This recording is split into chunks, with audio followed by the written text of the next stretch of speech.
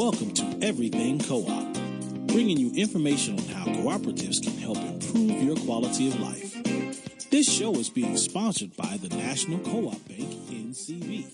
The NCB is dedicated to strengthening communities nationwide for the delivery of banking and financial services for the nation's cooperatives, their members, and other socially responsible organizations. For more information on the power of community ownership, visit ncb.coop. That's ncb.coop. Now stay tuned for your host, Vernon Oakes. Good morning, everybody. This is Vernon Oakes. The program is Everything Cooperative, and we welcome you this beautiful Thursday morning. You know, the National Cooperative Bank sponsors this program, and NCB's customers are cooperatives such as grocery, wholesale cooperatives, food co-ops, purchasing co-ops, credit unions, or housing co-ops. Other customers share in the spirit of cooperation, driven by democratic organizing principles. They may be Native American enterprises, which by their very nature are member-run and member-owned. Others may be community health centers or nonprofit organizations driven entirely by community needs. What they all have in common is a single fundamental principle. They have joined together cooperatively to meet personal, social, and or business needs. And that's the kind of organization we have today in renting partnerships. And we have Miss Margery Spinney on the line with us this morning. Good morning, Margie. Good morning. How are you doing this morning? Well, it's a beautiful day here, too. Okay. And you're in Cincinnati? Yes, we are. Okay. So is Carol Smith on the line also? Yes, I'm here. Great. Carol, I hear you better than I hear Margie. You're coming in very clear. Margie, I don't hear you as well.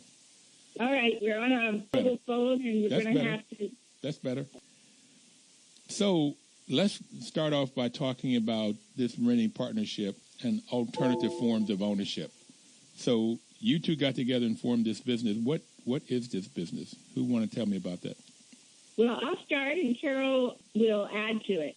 Renting partnerships is really a set of practices and procedures that we developed for operating affordable housing in solidarity with the residents. And it allows the residents to be engaged in the management and build social and financial assets because they are contributing to improving the financial income of that project. And we put the savings into a fund which each household can earn credit. And over 10 years, they can build up to $10,000 in financial credits that are theirs to help stabilize them, to do education for their children or whatever, to make it through a hard time at work or if they lose a job. And it's been a very successful practice. Well, let me make sure I get this understanding. You get a building, you have the renters, the tenants, come in and help to manage that business, and then they make money. They get credits. And they can build up $10,000 worth of credits over 10 years, and that's their savings. So they create financial wealth while they're renting. Yes. Wonderful. Okay. Right. And essentially, they're participating in the business of management. So they're our business partners. I like this. How do you all come with that idea? That was Margie's idea, and she approached me when she came up with the concept, and I've been in property management myself, and I really understood how important it was to families, especially low-income families, to have a nest egg, if you will. So I joined forces with her to begin to formulate the practices and procedures, and we found out it worked. Okay. You found out it worked. Discovery. Yeah, it worked. Okay. I really like the idea. Now, they help you in management. So tell me how that works. I'm in property management also, so that's what I do. That's my daytime. That's where I make money on. This is my hobby and where I have a lot of fun talking about co-ops, or in this case, organizations that come together in solidarity to help everybody. Everybody benefits. Well, one of the things is that we recruit residents as we're developing the property. They're developing community at the time. The basic principles are that you pay your rent on time, you attend the community meeting once a month, and you have a work assignment that you participate in the community to help stabilize and keep the community looking nice. And they come in the door, they elect based upon what we've told them and the fact that they earn credits as they're working and building community. And they understand coming in the door that they will have these task assignments, and they're predicated on the fact that they have an earnings there.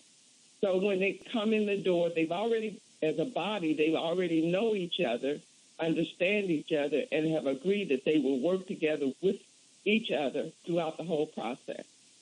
Wow. If I came into this group, how would I decide what I would do? Well, let's just take it from if you're a homeowner and you buy a house and you sort of look at your house and say, well, I'm going to have to mow the grass, right? I'm going to have to pull weeds. I'm going to have to keep it looking nice, maybe plant flowers, maybe clean the common areas if it's a multifamily house. So those are the kinds of things that we ask residents to do for work assignments. So we go around with them, and well, in the case of every project we've done, I just go around and Carol and I'll look at what would make a difference, right? And then we make a list, and at one of the resident meetings, residents sign up, like I'm going to clean the bathroom in the community room, or I'm going to clean the laundry room, or I'm going to pull the lint out of the dryer every day and check that. Or we were in a very drug-infested area, and so I'm going to go out and I'm going to sweep the sidewalks so that the dealers see me out there, and the place looks nice. And that kind of thing has a huge impact on the community around it and the respect that the residents get from everybody, including the drug dealers. Mm-hmm. I was just in a meeting yesterday. We have a lot of limited equity co-ops in D.C., and they're in sort of different arrays of poorly being run or managed, or the facility goes down and they're smaller units, 4 to 10 units and so forth. And so we were in a meeting trying to figure out, maybe 15, 20 people in this meeting, trying to figure out how do we help stabilize them. And I like this idea. I was saying a lot of them cannot get good management because they can't afford it. If you got a 4 unit, if one person isn't paying, they don't have the income coming in. So I said the only thing I could come up with is what I call shared management. And this is what you're doing here. But have you thought about the residents paying the bills, or helping getting the vendors, or collecting the money, or anything like that? We have, and we think that one of our principles is that everybody needs to be equal, and residents don't need to be in charge of other residents, or shouldn't be.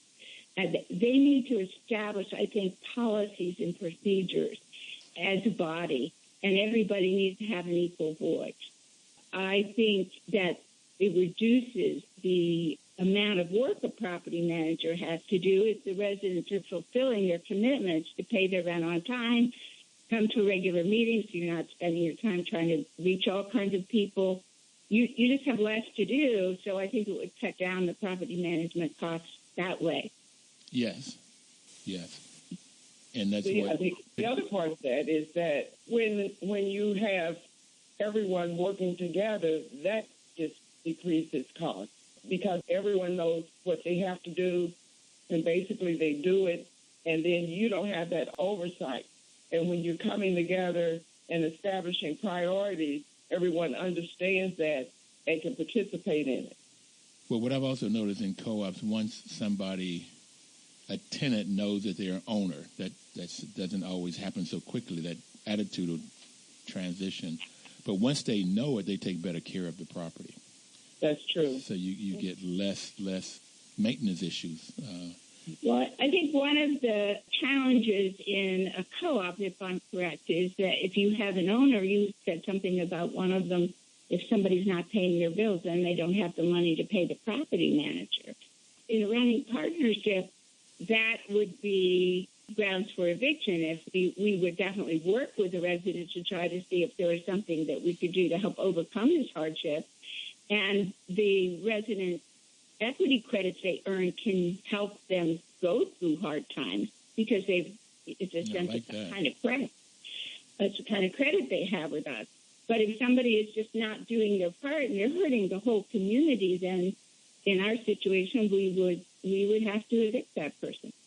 You know, it's interesting. When we had a situation that was similar to that and people could not sometime attend meetings, this issue was presented to the whole body, and they said, well, if they pay their rent and that really doesn't affect us, they're coming to the meeting, they're not able to come to the meeting, then because people's work schedule doesn't allow them. But the critical piece was them not doing their work assignments. They were saying that they had it because it affected everyone. So consequently, they established a policy where as that if you consistently did not fulfill your obligation on your lease that says that you have to do the work assignments, then you were in jeopardy of being evicted because that was something that affects the body. Yeah, I like that. I like that they're coming together and they make the policies. They make the policies, and they know that everybody's affected by, everybody's affected by whether you pay your rent or whether the property looks nice. It falls on somebody else to do it if you don't do it.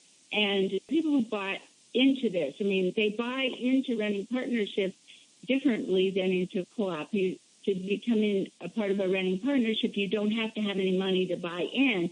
You just have to have your heart, right, your commitment. And that's what we're counting on. And they don't have to sell their house to get any financial equity that we built. So we thought that this approach, and we know that this approach just meets the needs of people who are at that income level where they're struggling just to, make it.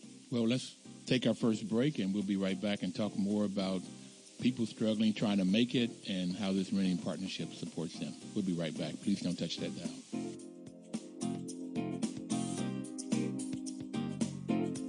Washington, D.C.'s News Talk, 1450 AM WOL and 95.9 FM. Information is power. This is Vernon Oakes. The program is Everything Cooperative, and WOL is an excellent partner because of their motto, information is power. And this is the reason that we have this program for you, so that you would get the information about cooperatives and community-based living, solidarity, and the benefits of it. That if you use information, then you'd get the power. All right, so today we have from Cincinnati, Miss Margery Spinney and Miss Carol Smith talking about renting partnerships. So when we left off, Margery, you had made a statement that people that don't have much, low-income folks, this is a way that they can create and build both. You mentioned financial wealth, but earlier you talked about social wealth also. Yes. So how do these credits work? You talked about they get financial credits. Does that turn into money at one point? Yes. So in the lease, there is what we call a equity building agreement. And it actually looks like a amortization table if you were to buy a house where you're paying so much principal every month and so much of your payment goes to interest. So we have so much credits that you can earn each month. So first month might be $59. The next month it's $59.39, or I don't know exactly what it is, but it goes up gradually. And so in order to earn those credits, we had to have measurable things that people could do, because this isn't a giveaway. This has to really affect the housing. So people really have to do the things they commit to do. But paying your rent on time, coming to the community meeting, and doing a work assignment are things that are very easily measured. And so it's just, did they do it or did they not do it? And then if they do all those things each month, they earn whatever the number of credits are for that month, and it keeps building. At 5 years, they are eligible to withdraw credit, and that becomes something like they have a bank account or something. We have all the money in a fund that they could come to us with a letter and say, I can't pay my rent this month, or my car broke down, or whatever, and just ask for whatever they need of what their earnings have been. They do get a statement every month, just like if you were investing in a bank.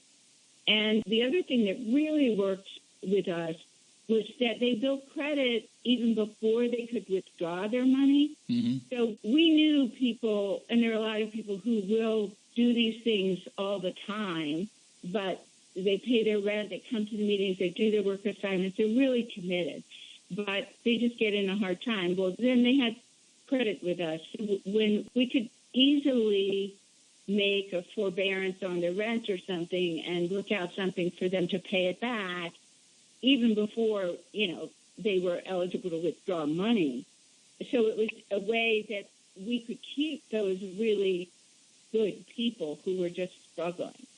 And they were very good about paying it back, but we were also very flexible about, how they could do that. They might say, I've got a check coming in through, what's that program, Carol? Taxes, and I'll get a bulk payment, and I'll pay you when I get it, or something like that, or I'll pay you $10 a month for 3 years, or something. But as long as they were, they built a character credit with us. I'm sitting here listening to you, thinking about how to apply this here. I hear this as very similar to co-ops. Margie, I heard you say earlier it's different, but I don't hear the difference. I hear it similar too. And well, the difference is you don't have to buy and sell to become an owner, and we do have a lease, so the residents who aren't really honoring the commitments they've made to the community can be evicted. See, the limited equity co-op here in the district works very similar to that. The down payment or the buy-in is a membership fee, and sometimes it could be the same as a security deposit. It Okay. There you go. All right. And so it is pretty similar. Yeah, and you can get evicted. The problem in the district is that the landlord and tenant laws are very favorable to the tenant, and it would be really, I would say, almost impossible to evict somebody if they didn't do their work assignment in the courts in the district. Even if it's a building that was part of the lease? I've been down there so many times, and they're so bent toward tenants. I mean, you have all kinds of things in your lease, but they won't honor it. The reality is, what we found is people were either all in or they weren't, right? So the people who weren't doing their work assignments were the people who also weren't paying their rent, or they'd be late. So, yes, in reality, I think you are correct that it is difficult if that was the only way they were falling down on their commit. But when you also have late rent consistently, which is frequently the case, we didn't have that many people. I don't want to make it sound like we had many people in that situation because of the way we organized people before they move in. Mm-hmm. Mm-hmm. And I think that they all knew they were coming in because they wanted a different kind of community. This has to be a choice. It's not something the manager is saying, you have to do this. So they were choosing to live in a community that had these kind of expectations of each other. And prior to, as I said, we were building community as we were developing the building. And a lot of the residents said, well, where I live now, I'm doing it, but I don't have any help. So it's like, I have no problem doing this because this is what I want. And it was more of a self-select process as anything else, because people who did not want to make these type of commitments, we see them maybe one or two times and then we wouldn't see them anymore, because you had to go through an orientation anyway to understand what was being asked of you and what is being expected from you as your resident in this piece of property. So consequently, they more or less self-select themselves. Mm. Yeah, we really look at this as, it's an in-between. It's not owning and it's not renting. It's a third choice that people ought to have. And some people, it's not for everybody. So some people aren't ready to commit. We had people in our orientation meetings that would say, I just remember one who said, I'm an alcoholic and I'm still struggling with recovery and I wouldn't be able to do this, but I want to come back when I'm ready. Fantastic. So you're giving people another choice, something that gives them hope, but it's up to them to choose it.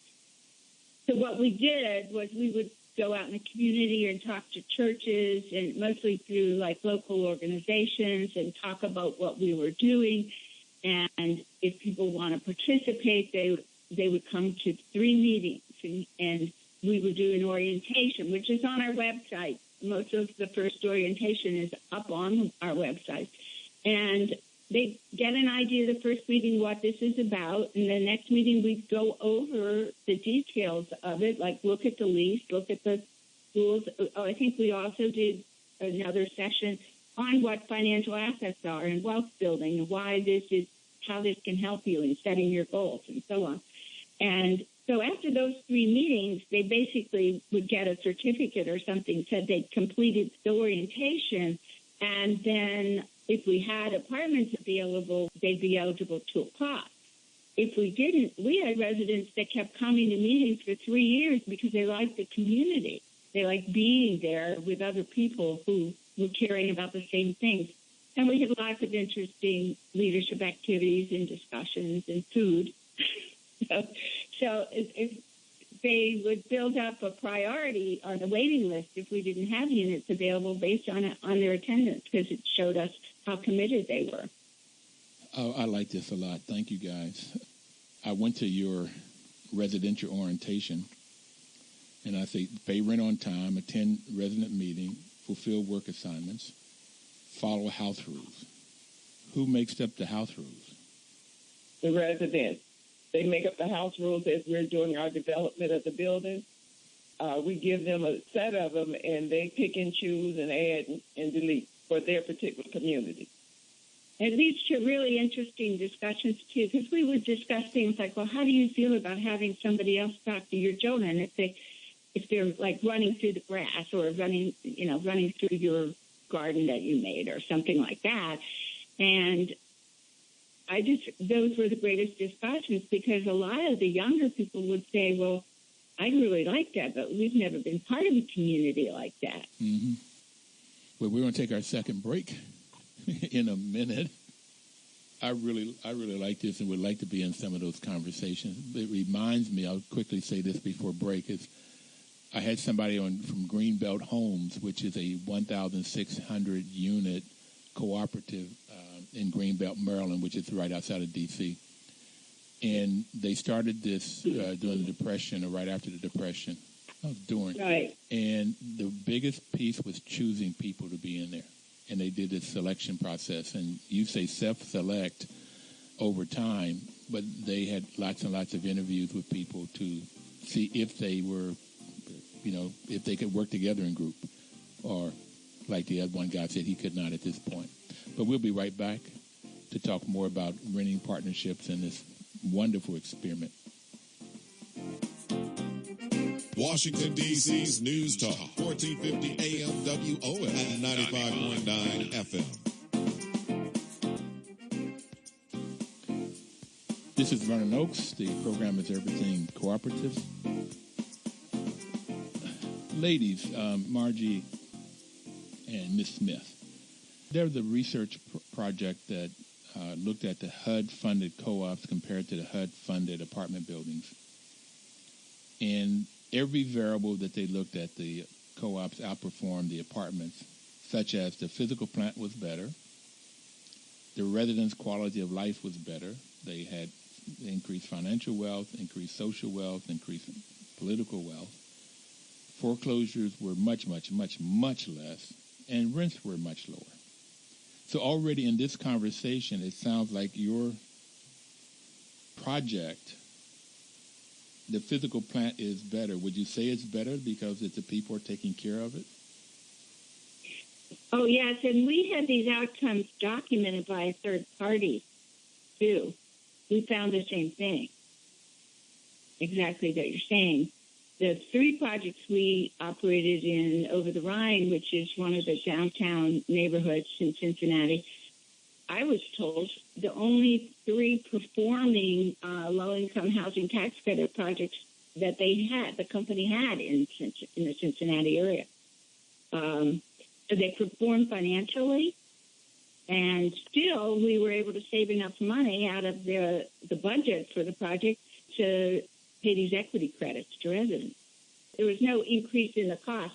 So our costs of operating were comparable to other low-income housing tax credits, but our results were we were finding equity credits for residents, and the property was performing financially, and the other ones weren't. We were also told many times that the area was an oasis in the community where we were, which is one of the higher crime areas at that time in the country. But people would walk in and be amazed at how the flowers, the courtyard, how beautiful it was, and how the residents, the pride that they showed in where they lived. We only had, and believe it or not, we only had one eviction set out in 10 years. Wait, hold on. One eviction in 10 years. One eviction set out in 10 years. Set out. Because we had gone through the eviction process a couple of times, but basically people moved. But we had one set out, and the county administrator didn't even go in the building because he was admiring the yard and the flowers and what have you, and he was amazed at how well kept the property was. We had very, very low turnover, which is what makes the credit, which pays for the credits, actually. That is the fact that an average turnover cost in rental housing nationally is about $4,000 when you count the management time and releasing and marketing, as well as painting and redoing the units and paying the bills while it's vacant and so on. So our residents really are saving that money because they're staying long term. And we had, I think, about an average of about one per year.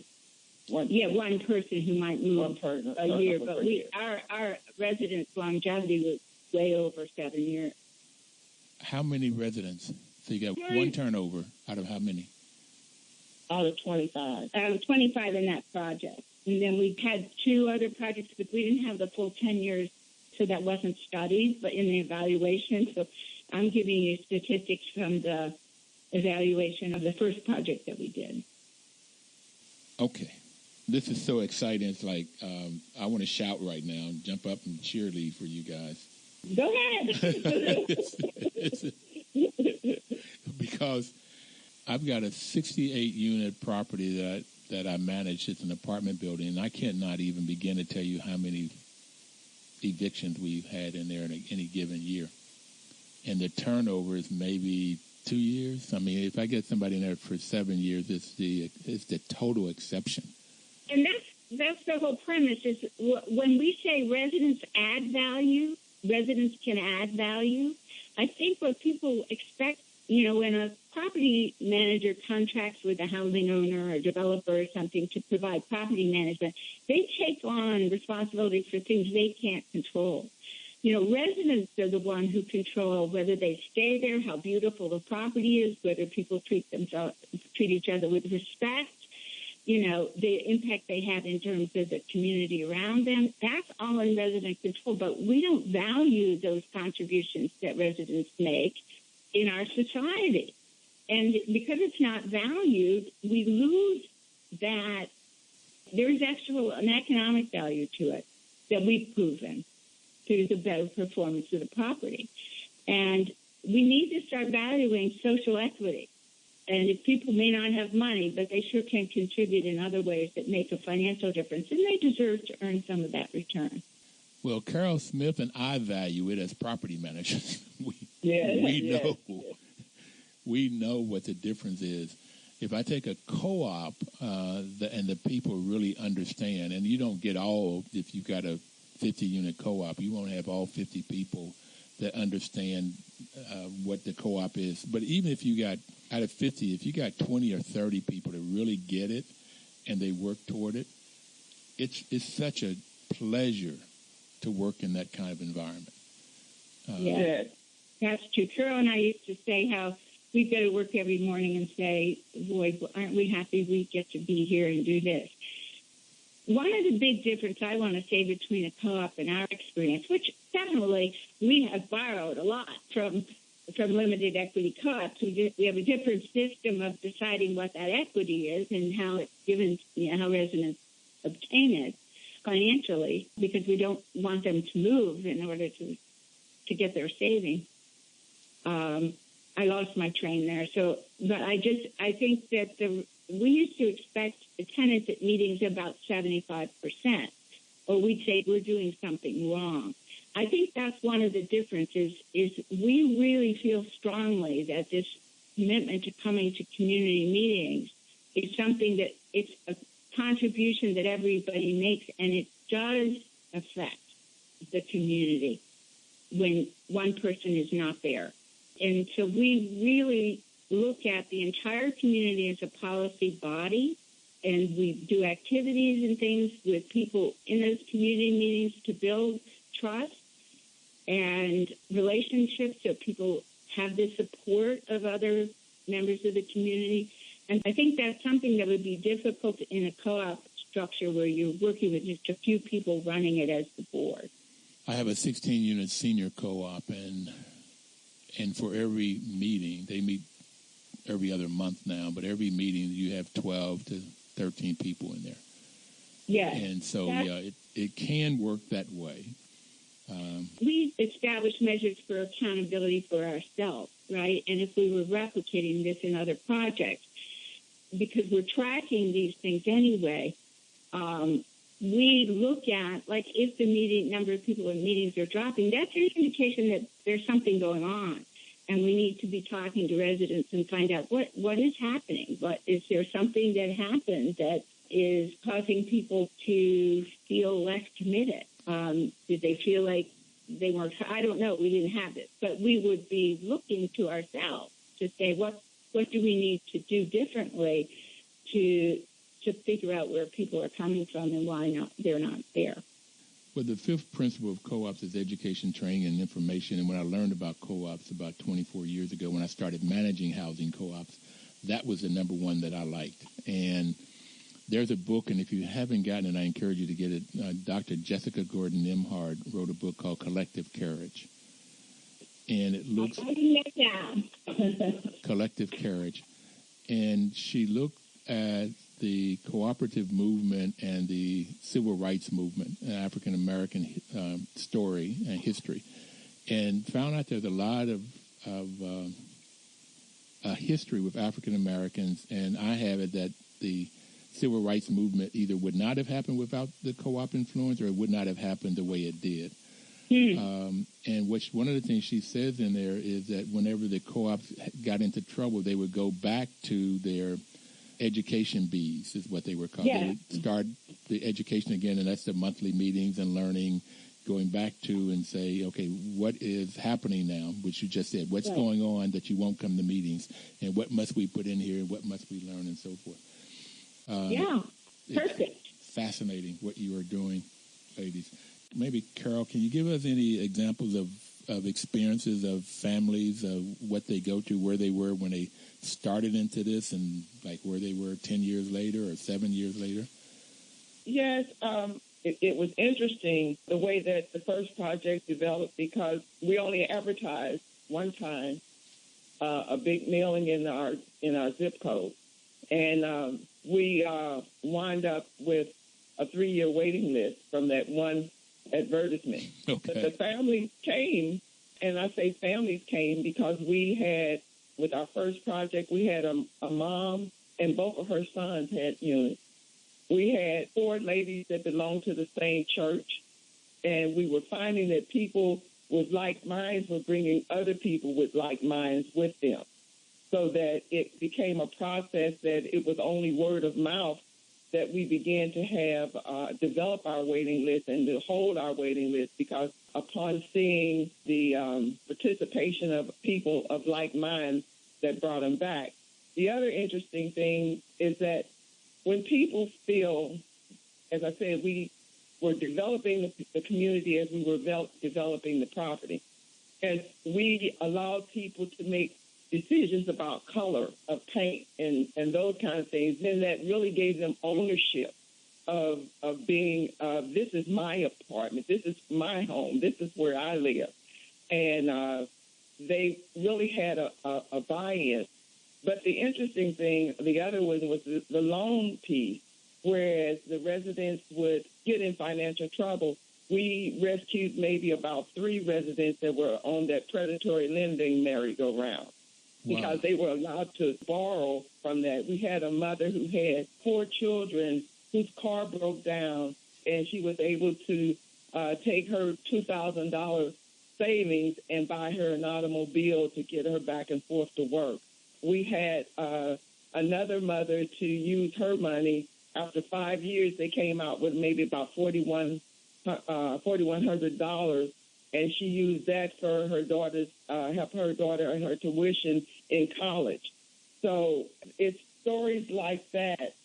Well, one I remember that I didn't even know this. We had somebody who did like a news. It was like a volunteer doing a news story that they wanted about this community, and they interviewed the residents. So they were a whole day, and the residents came in and they were photographed and filmed, and they talked about it. And I learned things that I never knew. One of the people had been living in her car. Margie, we have to take our next break, and I want to come back to that. Okay. But we got to take a break, and sure. We'll just be right back. I don't want to stop you, but we'll take this break, and we'll be right back.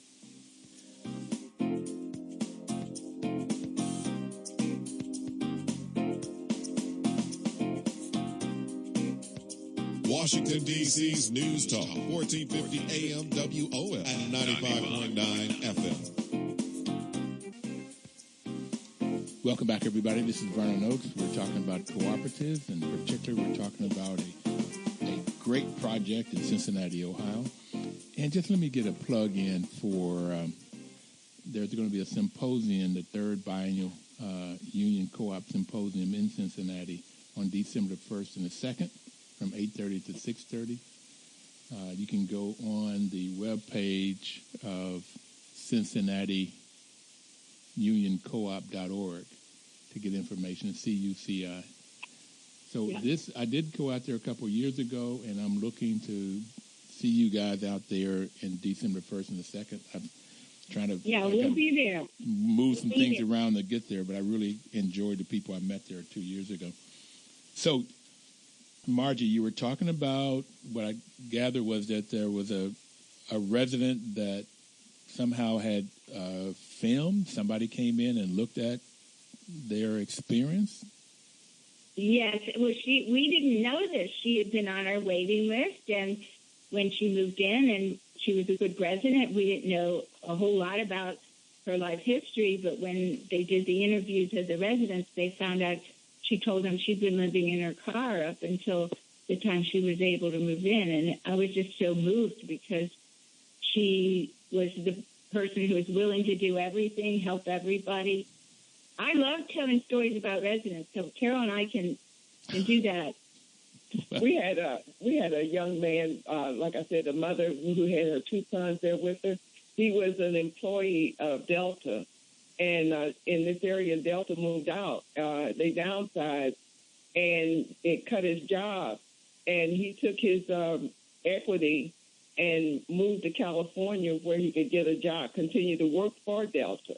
We had another lady who started in with us, but her significant other did not have a good legal background. He did not pay his things he was supposed to pay. So we were somewhat cautious, and we talked to her about it, and she really broke the relationship off and moved in.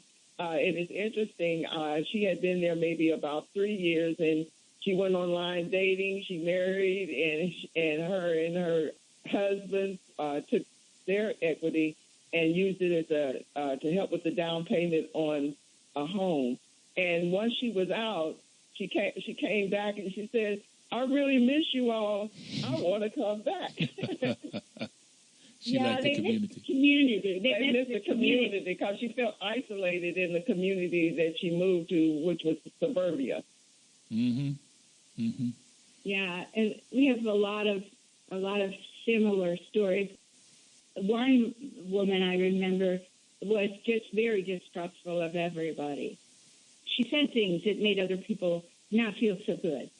But gradually, over time, because of our community meetings, and she would see people over and over, And she began to see, well, yeah, other people do the things they say they're going to do too. It isn't just me. And it was really wonderful to see her growth, in terms of being able to trust other people. So the results of this is phenomenal. I mean, it's I like your $10,000 in 10 years, because the study that I was telling you about with the HUD properties, they got like a 7.1% return on their investment. And again, the investment could have been the 1 month's rent or the security deposit. It seemed like your return would be much higher than that. The thing that they did not include in that study, though, in that 7.1 return, was that people in a co-op gets to write off their taxes, their percentage of the taxes, and any interest, their percent of interest. And there was one study of one property in Atlanta where a two-bedroom was running $500 a month. In the co-op, out in an apartment building, it would have been $700 or $800 a month for the same unit. Oh, absolutely. So they got savings, the opportunity cost they got savings of $200 to $300 a month. So you got savings. Now, why aren't there more? I mean, what does it take to get more of these projects going? Yeah, thank you for that question, because what we think it takes is social investment. And the reason I say that is that if you have an existing community where the housing is older, it may be affordable, but it's deteriorating, eventually it's going to deteriorate to the point where it's not safe and where residents are paying rent, but they're really, eventually they're going to have to leave because the housing just isn't healthy and safe anymore. On the other hand, if market rate developers come in and redo the housing, then the rents go up to where the people who live there can't afford it. So people generally then turn to the government and say, well, we have housing programs for that, and they'll come in and fix it.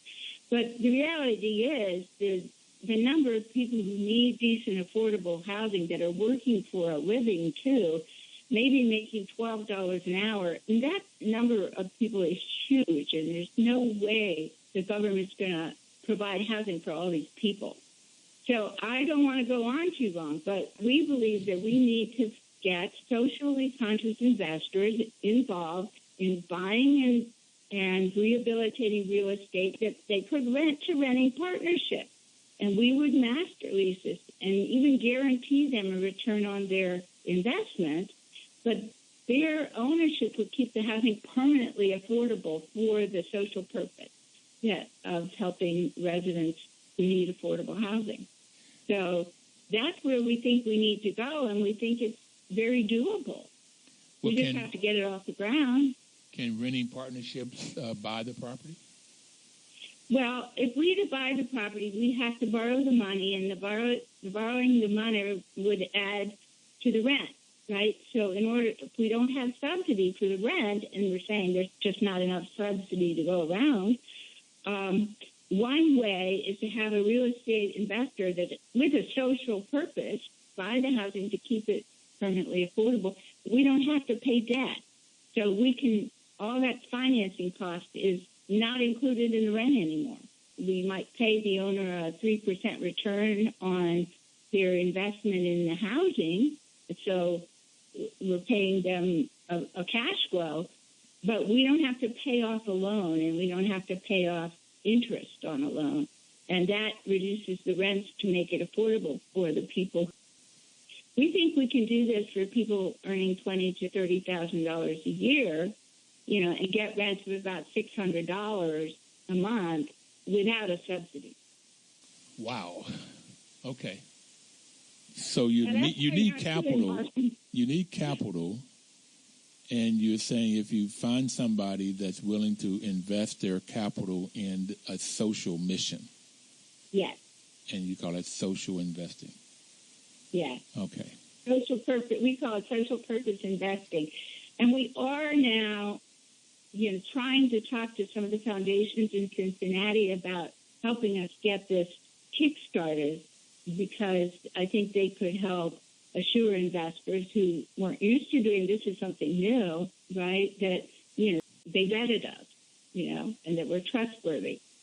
But the financial performer, and that's my side of part of this thing, will demonstrate that if we buy the property at the right price and we have an average budget for management compared to other rental housing, that this is doable. We can pay a return and keep the housing.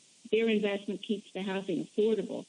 If we do it in the right way, almost like a cooperative, the real estate investment group doesn't have to sell the property ever to get their money back out. They just sell shares, like a mutual fund. So the property stays stable and permanently affordable.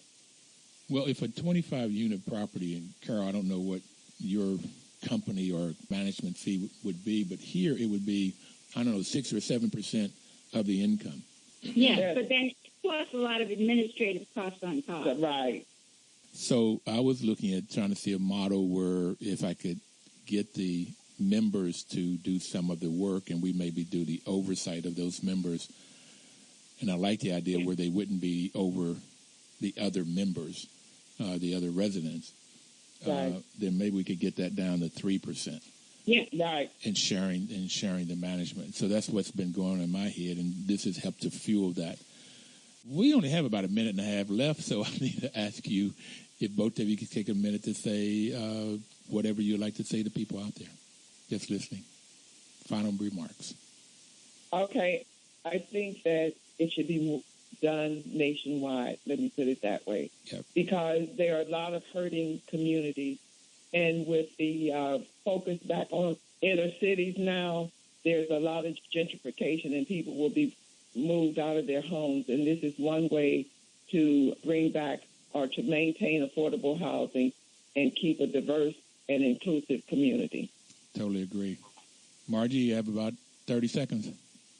I really don't know what else to add. I think my hope is that because you are in Washington and there's policy people there, that we can focus on everybody to look back at building communities that work for people, where everybody invests in the community and earns a return, a limited return maybe, but well, we got to go.